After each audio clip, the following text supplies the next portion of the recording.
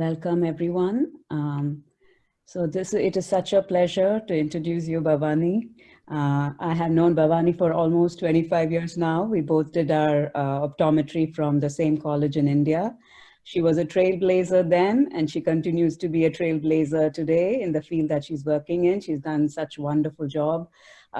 She's a director of the Dan Arnold Center of Vision Rehabilitation at the Robert Cizik Eye Clinic. She is also a clinical associate professor at the Ruiz Department of Ophthalmology and Vision Science at McGovern Medical School at the University of Texas Health Science Center at Houston. This is a huge achievement because in an ophthalmology department, for an optometrist to get into an associate professor level is unheard of. So this is something she has achieved. That is fantastic. Kudos to you, Bhavani. We are so looking forward to hear your talk on the advances in low vision technology. Thank you so much for being part of this webinar organized by Vision Aid. We certainly appreciate your time in this busy time period as well. Without much ado, here you go, Bhavani. Thank you so much, Aparna. Thank you, Ram, for inviting me to do this talk. Really honored and privileged to see so many of you sign in. And I hope I do justice to your time and Aparna's efforts. And thank you to Vision Aid for putting this together. So let me go ahead and share my screen with you. And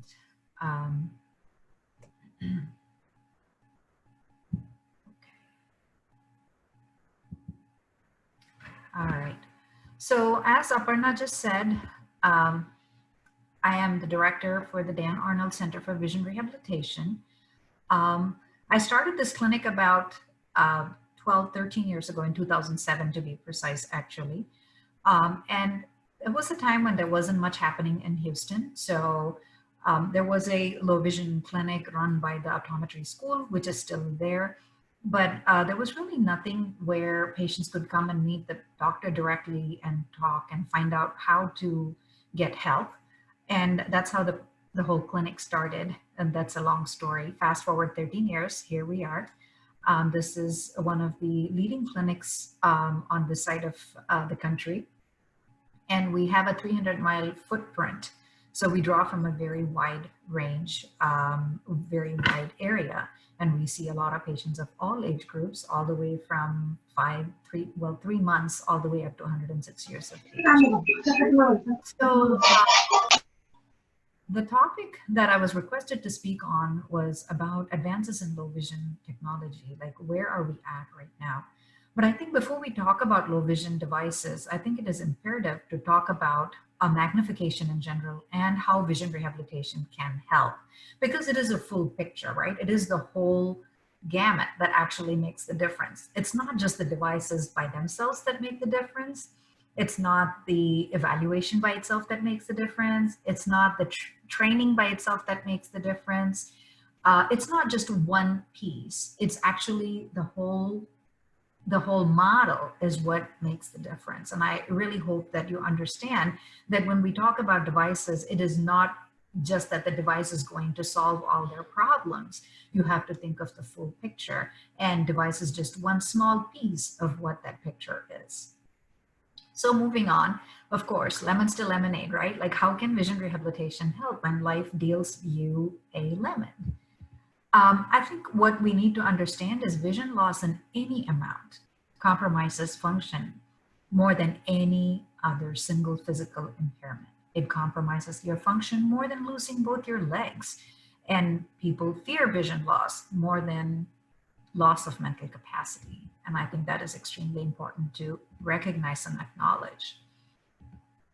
Comprehensive vision rehabilitation is a team effort, actually. It's got two distinct parts. There's the low vision evaluation that is done by the OD or OM ophthalmologists in some places, or it might be a team of OD and ophthalmologists, or it could be a team of OD, OMD, and actually rehabilitation therapists. So we have an occupational therapist on our staff that works with our patients. In fact, our team actually comprises of myself, that's an optometrist, And then I have an occupational therapist that provides the training for the patients. And we also have an orientation mobility specialist that teaches these patients how to walk with a blind cane or how to cross street and whatnot. And we have a loaner library of devices that we actually give to patients so that they can try these devices without feeling the need to purchase everything that they see. We'll talk more about that. But the crux of this talk is to talk more about the low vision devices themselves. A low vision evaluation should include all of these, ideally. A thorough functional history, measuring visual acuity, contrast sensitivity, plotting the blind spots. In our clinic, we do what's called as microperimetry. Not every clinic is equipped with a microperimeter. You should at least be doing an AMSLA grid, or perhaps the California test. There's a little, they use a little flashlight. It's like a laser light actually. And then there's a piece of paper that they hold it with, and we are able to map out the blind spots in the middle of their vision. Some sort of blind spot monitoring should be done. Exposure to magnifying devices, which is what we're going to talk about today. And of course, counseling, education, and resources, all of which are absolutely important. So I sort of want you to kind of imprint this model into your head and sort of see how you can plug things in and make it work for your patients. Magnification is your friend. There are different types of magnification, right? There's relative distance magnification, there's relative size magnification, there's angular magnification, and electronic magnification. I'm going to try and make it as simple as possible, since I'm not certain at the level of knowledge of everybody on the presentation here, in the audience here. So I want to make sure that each of you have at least something that you can walk away with from the presentation and have it not be at such a high level that you don't get anything out of it. So when we talk about relative distance magnification, basically we're talking about bringing something closer to you. So an object that's brought closer to you takes up larger room in your retina. It causes a bigger retinal image, and that's what we call as a relative distance magnification.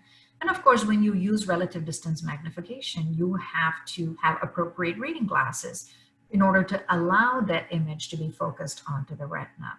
So relative distance magnification is a very, very simple form of magnification you can give. Making it bigger.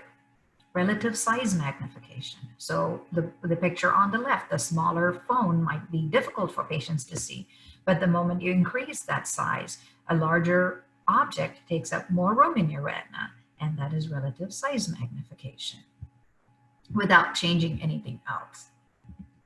And there's optical magnification. We call it angular magnification.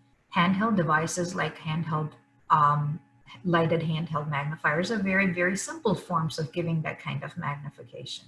They range in power all the way from 3 times up to like 16 times, sometimes even more than that. Of course, with each type of magnification comes some advantages and some disadvantages, right? Like with relative size magnification, you can't make everything bigger.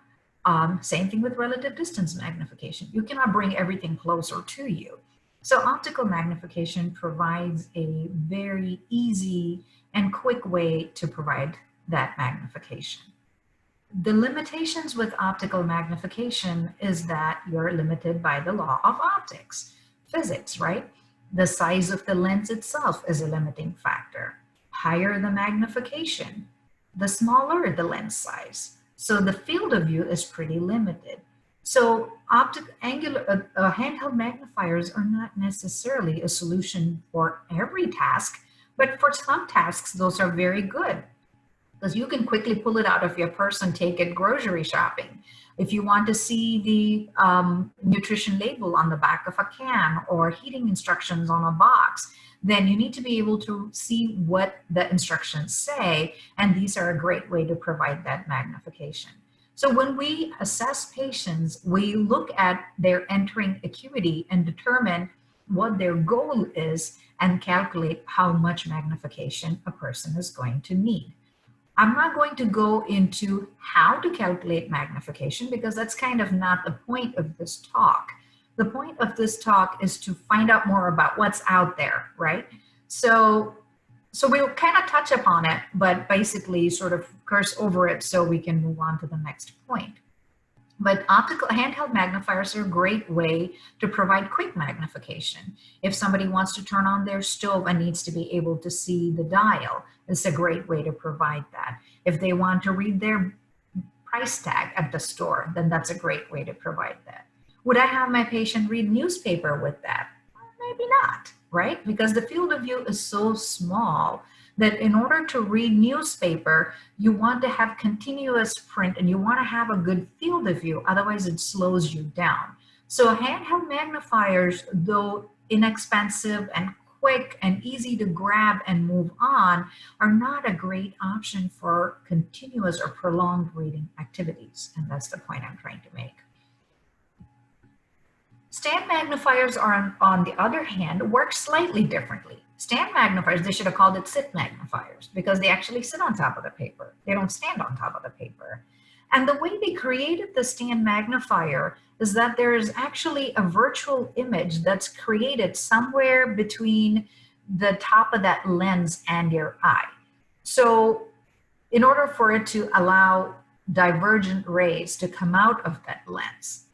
So that height of that stand magnifier that you see is not actually set to the height of that focal point of that lens that they have used. Once again, this is going a little bit deeper into the optics, but those of you that understand the optics behind it will understand that you're actually, they're producing a virtual image somewhere above that lens so that divergent rays come out of the magnifier so that you have a better field of view.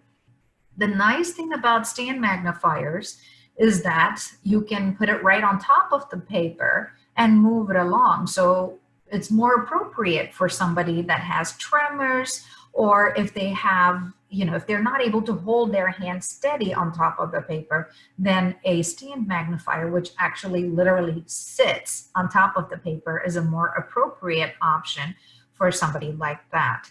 And of course, when you prescribe stand magnifiers, you also have to take into consideration the reading ad power that the patient is wearing and make sure that you're providing adequate ad power to compensate for the divergent light coming out of that stand magnifier. A lot of manufacturers will actually declare the virtual image distance, or some manufacturers actually give you the strongest ad power that you can prescribe. If you have that readily available, then it makes your job easier. If not, then you have to go through and mark each and every one of them.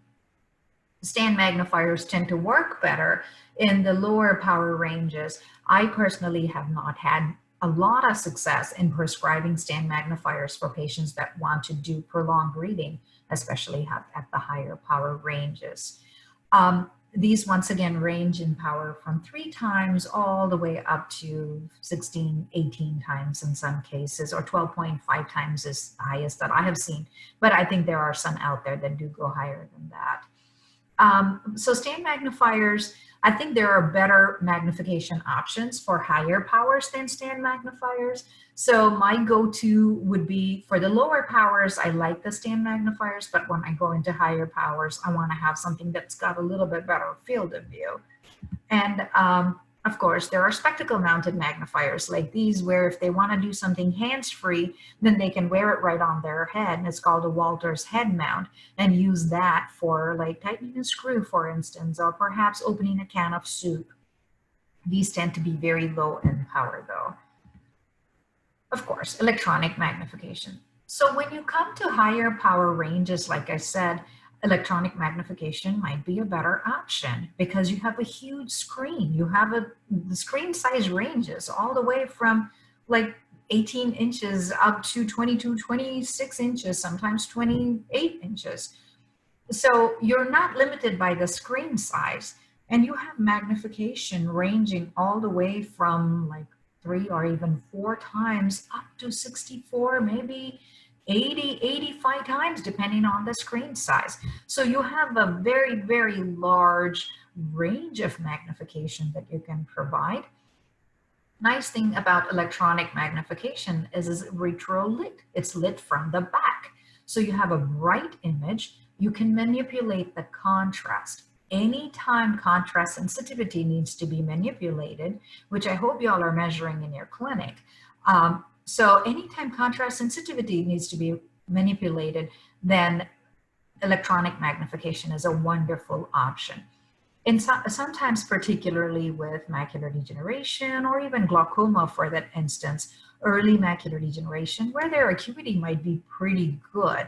They may still have 20/40, 20/50 acuity. For those of you in India, that would be 6/12 or 6/24 acuity. But the problem is their contrast may be less. Or they may have a blind spot right in the middle of their vision that they're looking through, and that interferes with the way they read. Having it spread across the screen like that allows for some visual closure. So even if a letter or half a letter is missing, it's a lot easier for the patient to read. With electronic magnification, this is just one model that I have shown here. This child is actually reading his book. So they put the book underneath. There's a camera up there, and I think you can see it better in the next picture.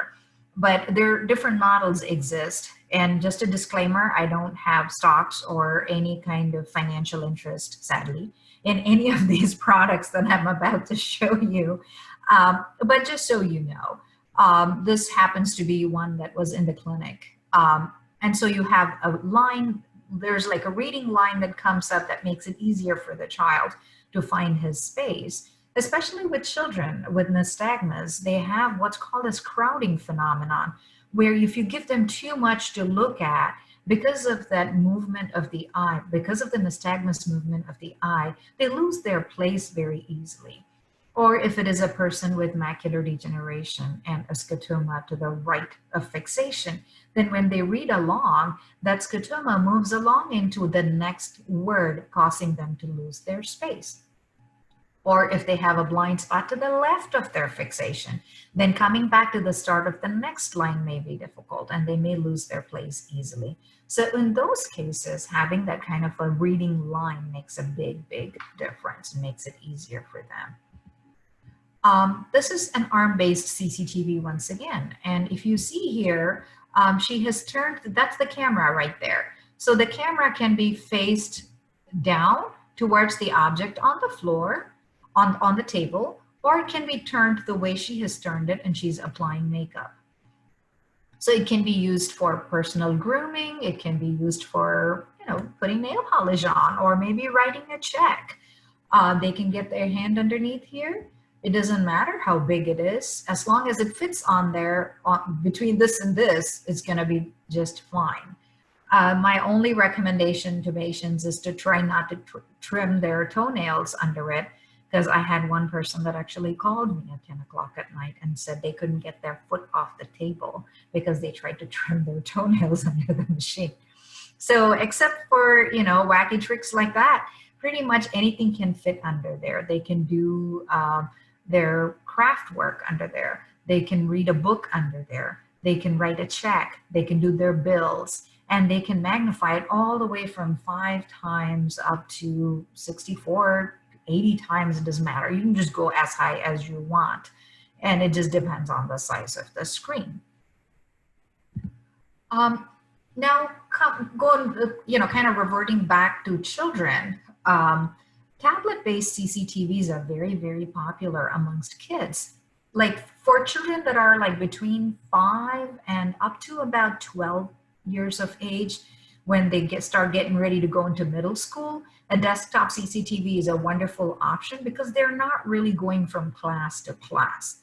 Unlike in India, in the US, children actually go from class to class. There the teacher comes to you. Here you go to the teacher. So having a child schlep a CCTV from room to room is just not practical. It works better in the elementary level because there the teacher comes to you and there are very few rooms that they go to. They're usually in the same room most of the day. So it's a lot easier for the elementary school kids to use a desktop CCTV. But the moment we go to middle school, a portable or a luggable CCTV becomes a lot more applicable. This one here is called a Prodigy Connect. It has a tablet-like appearance. It is a tablet, actually. And basically, the tablet sits on top of the little tray, and then the child puts his book down here, and he can get his hand underneath, and he can do his math, he can do his reading. And there's a nice little camera. If you look at the bottom right of the screen, there's a nice little camera that can be pointed towards the teacher. So the kid can actually sit where he usually sits in class and not have to sit up front and actually see what the teacher is writing on the board. A lot of times we hear parents complain that, oh, my child is always getting up and going to the front of the chart. Of course, it could be that they're not corrected at all, and that's a whole different problem. But if they do have low vision, then, especially when you get to that middle school level, they don't want to be different. They want to look like everybody else. They don't want to wear devices. And a tablet looks has much more of a cool factor, right? It looks like a tablet. I'm bringing my own tablet to school, and I have my little stand, and it folds up very nicely, and they can just like unlock it and use it very, very quickly. So these are more usable for the more severely impaired, severe to profoundly impaired children. I have a few people that use it in college, but not as many. This tends to be more the preference of kids that are in middle school all the way up to high school, I would say.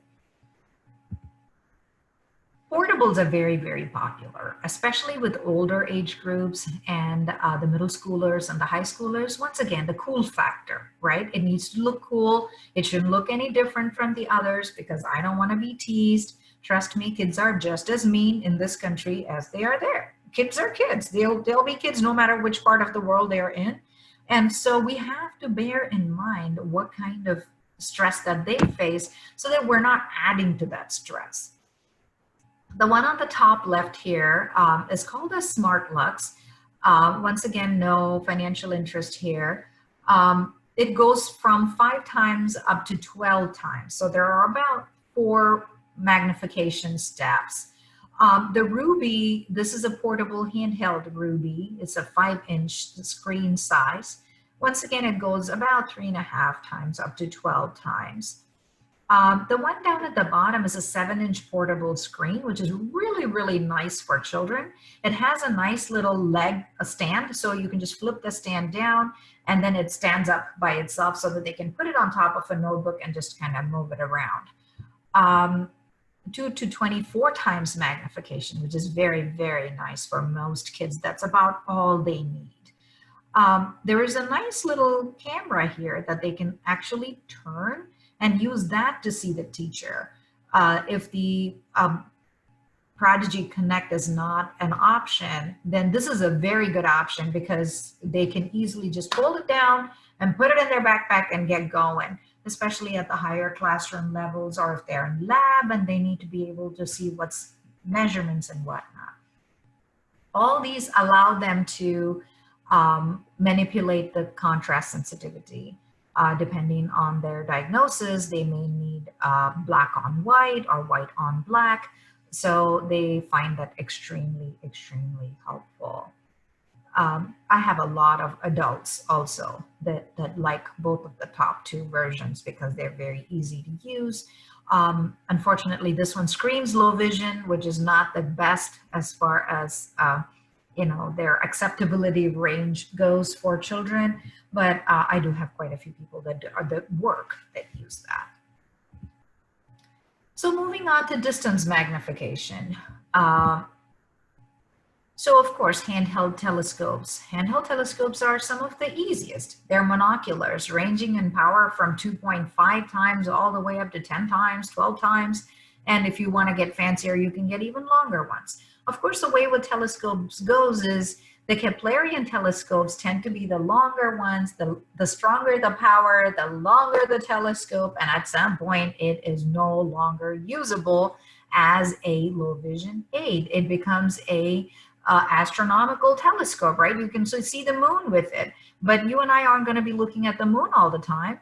Low vision patients want to be able to see bus numbers. They want to be able to see who's walking across the street, or who is at my front door. So they tend to prefer the lower power ranges. I have a few patients that like the 10x, but once again, those are ones that like to go to games and want to be able to see their grandchildren play. These are handheld, which means they have to hold them up right against their eye, and then they can focus it and see what they need to be able to see. This is optical magnification. So the law of optics apply here too. So the stronger the magnifier, the smaller the field of view. Hand has to be stable. If the hand is not stable, then they will get shake, like an image shake, and that makes it less fun to use for prolonged periods of time. Maybe for a quick spotting. Hey, who's that across the street? You know, stuff like that. It is not a good option for wearing and sitting down to watch television because you have to hold it in your hand. These tend to be inexpensive. They're a great way to introduce magnification to children, school-age children. So when we start out, we usually introduce them to handheld magnification because it's very easy, it's quick, it's relatively inexpensive, and easy to replace even if they lose it. Binoculars like these are low-powered Keplerian systems. The lower powered ones have a very good field of view. So any Keplerian system is going to be superior in its field of view in comparison to a Galilean system. But Keplerian systems, you have to remember, the stronger powers tend to be longer. And when it gets longer, it gets heavier. So this one is very, very good for like a small room where they want to sit and watch television.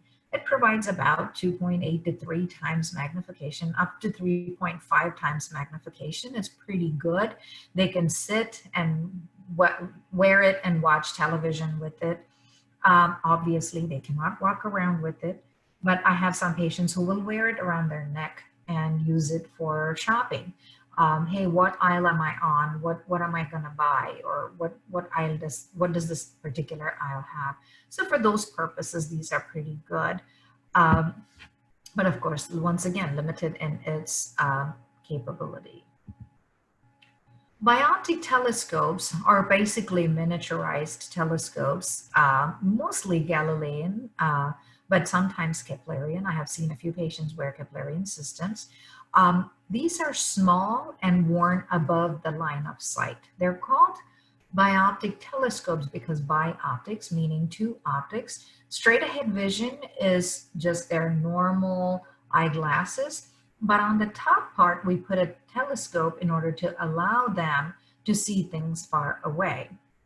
These can be worn monocularly or they can be worn binocularly, as you see on the screen there.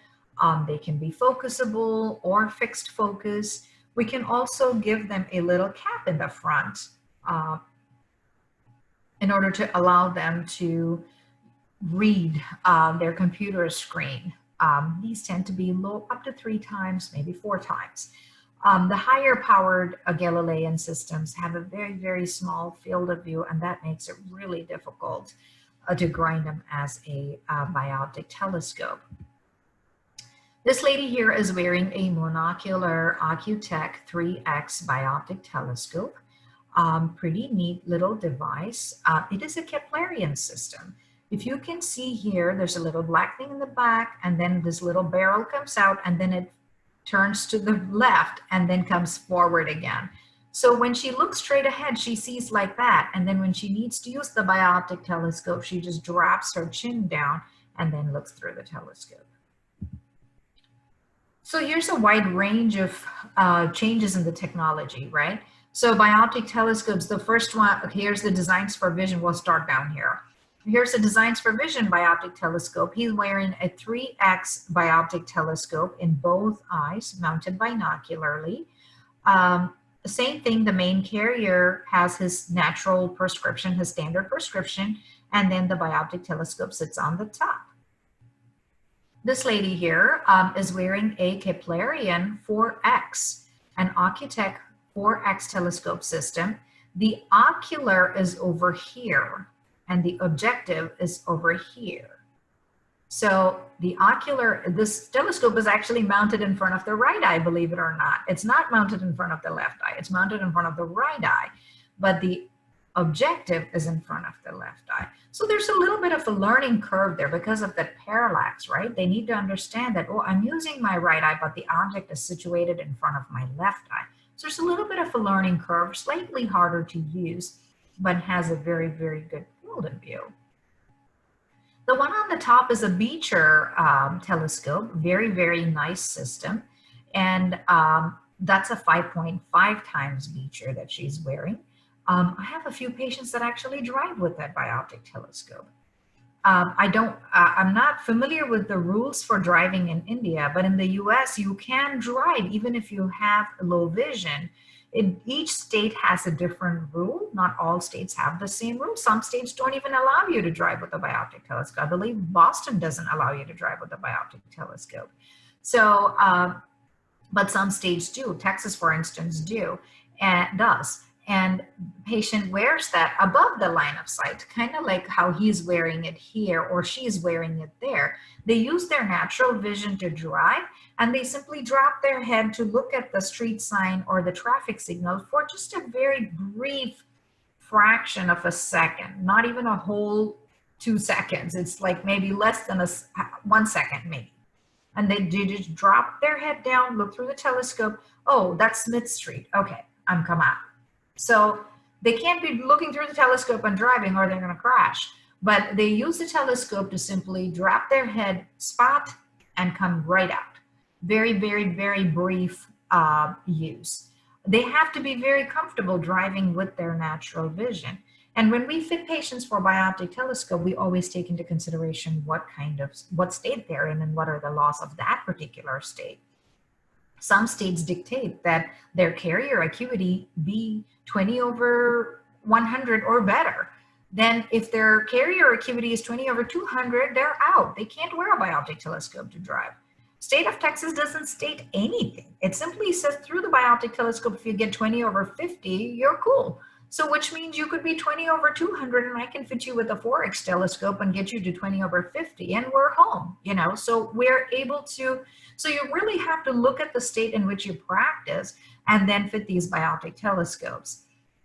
The one over here is the Ocutech Sight Scope, which is my favorite. Once again, no financial interest here, but I actually absolutely love it because it has little, what do you call there's a mounted track. Yeah, they have little tracks. So patients can actually grab onto the telescope and actually adjust it for their PD, which makes the fitting process so much easier and so much more friendly. And the whole thing flips out, which makes it very cool looking. All my young patients absolutely love it. It's only a 2.2 though. It goes from 1.7 to 2.2. Beyond that, it's not in that fashion anymore. Then they usually jump into this model of horizontal Keplerian or higher. This particular model actually goes all the way up to a 6-time. But my personal favorite for Bioptic driving is actually the Ocutech Sight Scope. The BIDA telescope. I don't know how evident it is on the screen that you're watching from, but if you can see this gentleman, this kid actually has cone dystrophy. So he's very, very light sensitive.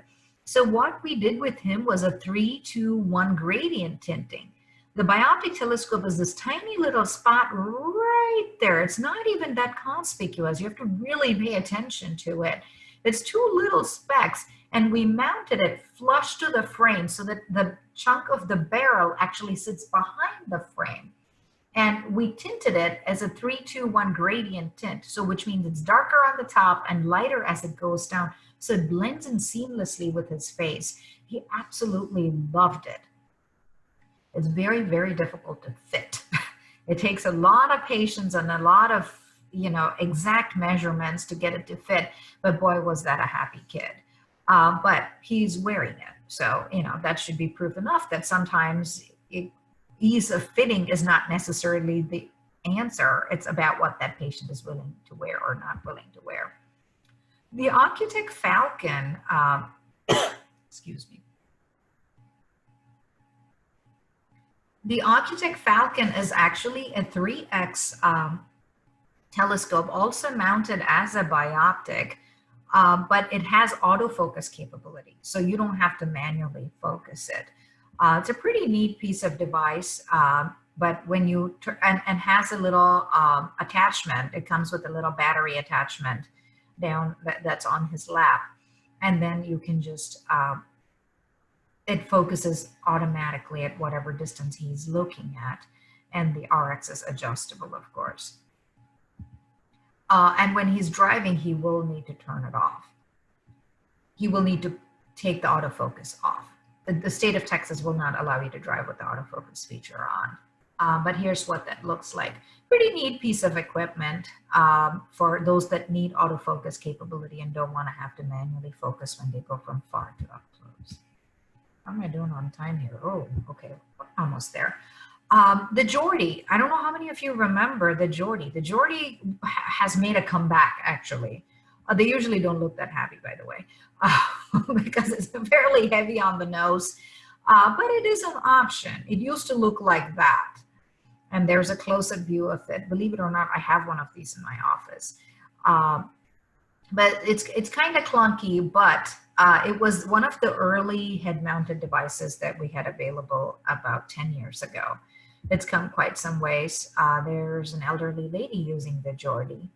The new Jordy is pretty similar in design, but has limited capabilities when compared to the other ones that are out there. The eSight, which is on the top left of your screen, is actually has a white casing on the outside. It's a head-mounted display, has a battery pack, and that the patient wears. So it's connected by a battery, kind of like how the Ocutech Falcon looked. And then there's cameras in the front. There are 3 cameras in the front. And then the patient sees the image through LCD displays on the underside of the glasses. So on the patient side of the glasses, he has 2 LCD displays. The PD is adjustable. You can put their RX in the back. It's a pretty neat piece of device. Ranges in magnification, once again, from like 3 times up to like 12, 15 times. The issue that I have found with that is just that the battery gets hot and the forehead piece kind of tends to get a little hot. They have redesigned it now, and I think the newer system seems to be better, and the battery seems to hold on better. Contrast sensitivity at higher magnification range is not quite as good as it could be, but I'm sure this just, as newer iterations come out, I'm sure that will be something that they will address. But the eSight is a pretty neat piece of device as far as electronic head-mounted devices go. The new eyes, oh, sorry, the eSight also has voice-activated commands that they have come out with where you can tell it, it'll tell you that, hey, I'm going to, it's 2 times magnification or 5 times magnification. The new eyes is pretty similar, has some OCR capabilities, optical character recognition capabilities. I haven't played too much with the new eyes. I've mostly played with the eSight. I played with the new eyes maybe for a couple of weeks. Another head-mounted device that's available to patients. The OrCam it's a completely optical character recognizer. There's no vision involved here. It's just an optical character recognizer. So the patient puts the patient has a little device here, and that's it. So he uses his finger, and when he makes a 1 or points to the paper, it just reads the paper for him. So there's no visual amplification. It's just purely auditory. It basically eliminates the need to use your vision. Pretty neat piece of equipment once again. The Iris Vision, we just got one a few months ago where you get to play with it fully. Similarly, similar to the eSight, provides head-mounted magnification. There's an LCD display back there. Has voice command. You can tell it, make it bigger, make it smaller, and then it just works with you, and it recognizes your voice and changes things. So that, my friends, brings us to the end of the talk. So I don't know if the future might look like that or what the future will look like, but I'll be happy to take questions.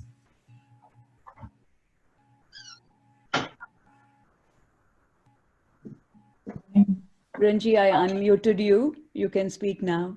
Okay.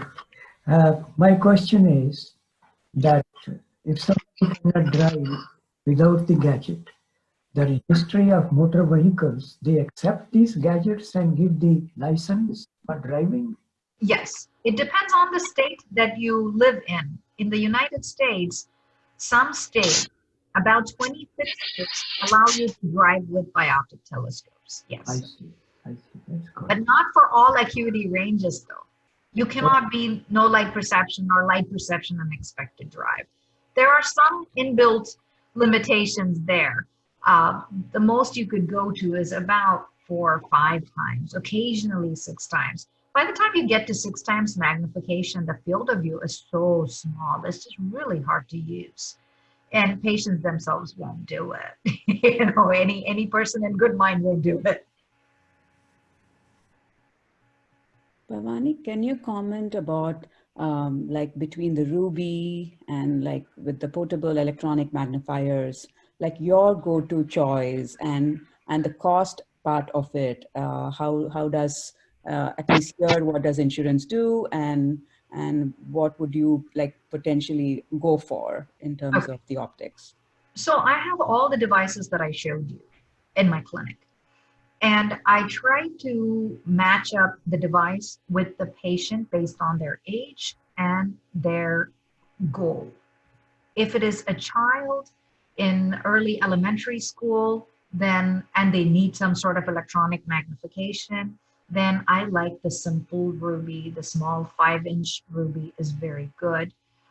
If they need a little bit better quality magnification, a little bit better screen, then the SmartLux is a great option.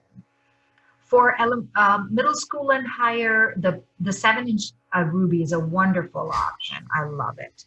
For elderly patients, if they need anywhere from 5 to 9, maybe 12 times magnification, then the SmartLux Portable by Eschenbach is a very, very good option. A few patients have also liked the other tablet options, like the Optical makes a very good option.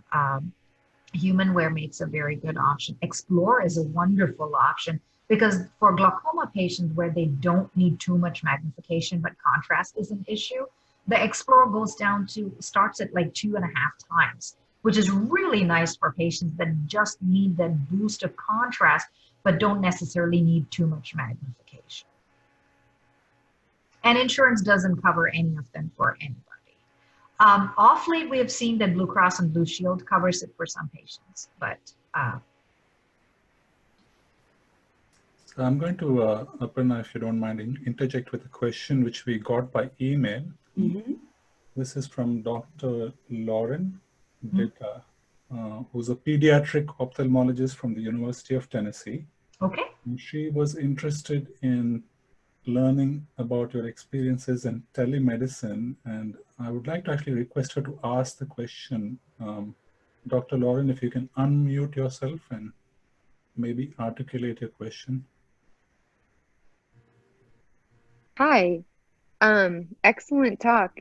Yes, we have some colleagues, international colleagues that treat pediatric patients, particularly patients with low vision. And one of them had a question about, in particular with the current climate, with the COVID pandemic, how might we be addressing patients with low vision via telemedicine, which may be the only way that we're able to currently care for these patients? That's very true. We just started seeing patients through telemedicine about 3 weeks. So my experience is fairly fresh, but I can share with you what I did find was that patients are amazingly open to trying telemedicine.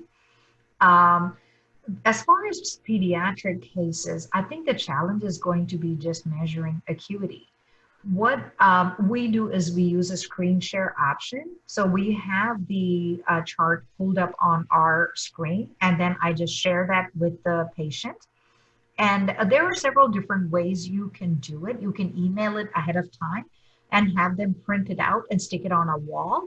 And then you can talk them through it. If they can find a 10-foot space, then you can talk them through that. Or what we can do is use a screen share option, where if the patient or the parent can actually measure just the top, the chart comes with a little arrow on the top. It was designed by one of my dear friends and colleagues, actually, Dave Leverance, where he just created an arrow on the top, and all they need to be able to do is measure that arrow, length of that arrow, and tell you what that arrow measures on their screen and tell you how far they're sitting from that screen. So it could be a laptop, it could be a phone, it doesn't matter. As long as we have those two measurements, we can actually measure their acuity with fairly good accuracy.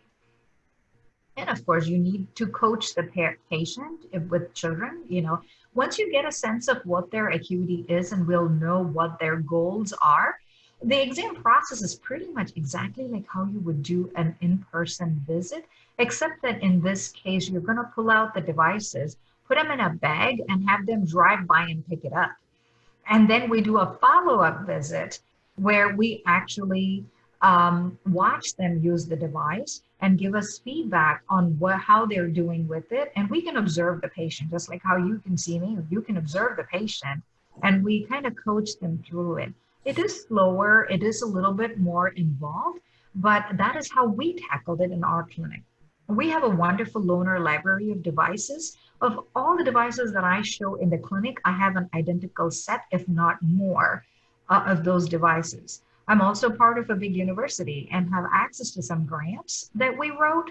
That's how we were able to build the loaner library, but that's been a lifesaver for us. So we just give them the loaner devices, we put it in a bag, and they pick it up by curbside. And then we do a follow-up visit through telehealth. And I'm able to watch the patient and see how they're using it, for what purpose they're using. We know what different letter sizes are. You know, are they trying to read newsprint? Are they trying to read, you know, their schoolwork? What letter size are they using? So based on that, we just guesstimate their magnification. Of course, it's not going to be perfect. You cannot measure scotomas and all that. You cannot measure. Some apps allow you to measure contrast sensitivity, but all the ones that I have seen so far have all been established patients. So I already know what acuity I'm expecting out of them. And if their acuity doesn't match up, then they hightail over to their ophthalmologist and say, hey, your acuity has gone down. You need to go figure out what's happening here. So, you know, as a low vision specialist, my role is more to manage their functional aspect of their vision and not necessarily the medical aspect of their vision. But if I see that their vision has dropped, then I immediately alert them and say, hey, you need to go see your ophthalmologist or optometrist or whoever you're seeing regularly and have them manage that and then come back to me. I hope that answers your question. That was very Yes, thank you. Bhavani, there's a couple of questions on the chat, and one of them is from Deepak, and he wanted to know about how, in the time of COVID, how do you disinfect telescopes, and what's the protocol that's being followed? Right. Well, alcohol wipes everywhere. We sanitize.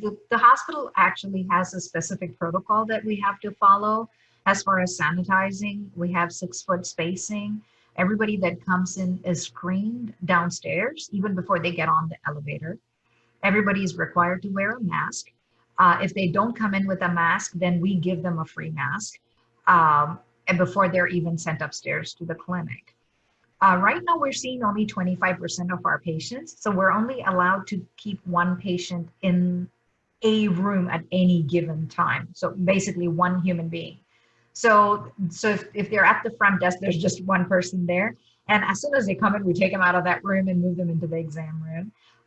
As far as sanitizing telescopes and things like that, just the same way as you sanitize everything else. For any procedure, how do you sanitize? Exactly the same way. Alcohol wipes. We all wear face masks.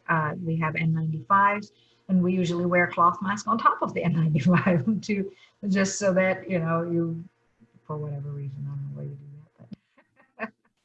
And this was a nice question, very relevant to kind of what's happening with the current usage of children and iPhones and tablets. And so the question came from Pablo, and he said, is there any suggestion of like a magnifier or an app that goes with the smartphone? Because these days the camera technology is so good and that it allows for good contrast. and nothing that costs more than 1K maybe, but something that we can suggest that apps are there. I can actually share with Ram and you a whole page. Like there's a whole PDF of about 200 different apps on there. Not everything is appropriate for everybody, but I'm happy to share it with you so you can share it with your viewership. Oh, that'll be fantastic. That would be great. I think I covered the questions. Okay, I actually have, once the questions are done, I just wanted to share a little information about some devices from Vision Aid, but I didn't want to interrupt the presentation. So let's go through one question, Bhavani, about IRA. Is that technology? Because we had a presentation by the team a couple of years at one of the... I love the IRA app. The IRA app is actually very similar to Google Glasses. So there's a little lens on the side. It's a camera that they wear, and it's an app subscription. So basically they subscribe to it, but it's like having somebody right next to you, but only they're looking through the camera and telling you like, oh, you're coming up to the men's bathroom, you know, so that they don't accidentally walk into a woman's bathroom, you know. It's like having somebody look through your camera and tell you every step of the way where you're going. A lot of places in the US, in Houston actually, are IRA enabled. Our Natural Sciences Museum is IRA enabled. The Hobby Airport is IRA enabled. So some places offer it for free, like the airport offers it for free, NASA offers it for free, but not all places. Like some museums offer it for free, but otherwise it's a subscription basically. So they need to subscribe to it, and basically they have somebody sighted looking through their camera for them. The wonderful, wonderful option. Ram, you can share. I think, Bhavani, if you unshare your screen, I think Ram will share his screen. Yeah. First of all, thank you, Bhavani. That was a fabulous talk. I really learned so much. And I'm going to go back and watch the recording again once it's published. And I just wanted to take a moment, because we spoke about devices, just to give a shout out to a couple of people on the call and devices. So we have Mr. M.S. Raju. He's the president of Vision Aid India. And he's a graduate from the Indian Institute of Technology, the second batch. He actually designed this. This is a camera mouse from Vision Aid, our first electronic device. It's very similar to kind of some of the US devices, but it's a fraction of the cost. And actually, this was awarded by the Department of Science and Technology in India, one of the top innovations of India in its 60 years of getting independence. So at the 60th mark of independence, they published a catalog with 60 innovations, and this was one of them. So just wanted to give a shout out about that. And these are the other devices. I mean, one of the things we are doing is we actually place an emphasis on cost, and we're trying to basically drive down the cost to put it in the reach of a lot of people. You mentioned portable digital magnifiers, and you can see this one in the bottom. I'll see if I can actually hold this up on the screen. And we are actually currently distributing this in Arvind and Shankar Nethralaya and Shroff and many of our partners. Can you see that, Aparna? I mean, is it visible? Yeah, it is. Your virtual background makes it more interesting. Okay, yeah. So it's probably not as effective over the video. But basically, this is like some of the portable magnifiers which Dr. Bhavani was showing. And the main thing here is the cost. I mean, this is a fraction of the cost. We are actually giving it to poor patients in India at 500 rupees. So 50% of this is actually given at 500 rupees, which is at today's prevailing rates, I don't know, is that like $7? Something to that effect. So that's kind of some of the work we do. And really all of these devices, some of these are like devices for the blind and so forth. So since we have so many people from India, I just wanted to encourage you to reach out to us if you're interested in this, whether or not you're a Vision Aid partner. We are committed to making low-cost devices available. Actually, these are all distributed on a non-profit basis. So when we introduce these portable magnifiers in Arvind, Shankar Nethralaya, and Shroff, this device was a third of the cost of their cheapest device, and the poor patients are getting it at 500 rupees. So it's a huge drop in the cost of devices. So just wanted to mention that there. And now I'll just hand it off to you back, Aparna, just to give a vote of thanks, and we can close this out unless there are more questions. No, I think the only other question. I just have one thing that I wanted to put in a plug for. The only thing I want to say is, for your audience, that please don't think that one device is going to solve all their problems. It is not. It is still the package. It is still the whole picture. And there are so many new devices that they're coming out with every day. All I did was try to show you a snippet of what's out there, the most pertinent ones, that's all. Mm-hmm. And I hope I haven't offended anybody. Oh, no, not at all. There's one more question, a couple more things, and we're all driven around cost a little bit in India and how people are affording it. And Pablo's actually one of our ophthalmologists who's in Chile. And so he was also asking, is there a good way to contact you? And if it's okay with you, I'll share your email address with him. Absolutely. And then he can reach out to, and he wanted to have some ideas on what and cost effective too. And with respect to Ram, with Vision Aid, I'll put in touch with you also. If there are other ideas to explore. But I think that I think I covered all the chat-based questions, but Bhavani, it was such a pleasure. We've always kind of wanted you to be part of the Vision Aid team also in a big way. And I think this was a fantastic presentation. Thank you so much for your time. This is amidst COVID. We are all very busy, more busy than our regular lives. I think that used to be with the commute, even less the commute still. It's an interesting time around us. But I think this was a very, very nicely put talk, very easy to understand and grasp for most people. So we totally appreciate your time and going through all this. Thank you. Thank you. Thank you all so much. Ram, anything else to add? No, thank you so much. I just echo everything which Aparna said. I think this, the way you presented the catalog of devices is immensely useful.